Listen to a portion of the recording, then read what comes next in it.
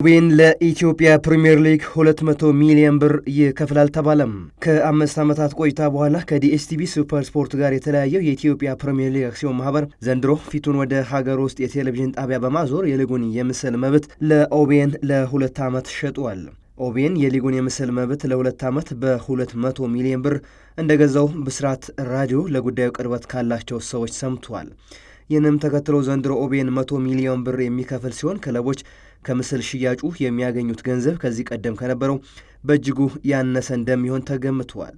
ከ100 ሚሊዮኑ ውስጥ ክለቦች ሊያገኙት የሚችሉት ገንዘብ ከግማሽ በታች ሊሆን እንደሚችል ሲተነበይ፣ ምክንያቱ ደግሞ ከሚገኘው ገንዘብ ላይ የሊጉ አክሲዮን ማህበር ለዳኞችና ለልዩ ልዩ ወጪዎች ቀንሶ ተራፊውን ስለሚያከፋፍል እንደሆነ ታውቋል።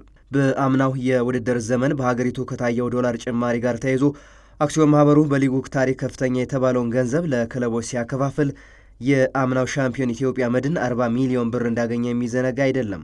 ዘንድሮ ግን ሻምፒዮን የሚሆነው ክለብ ምናልባትም ከ5 ሚሊዮን ብር በታች ሊያገኝ እንደሚችል ይገመታል።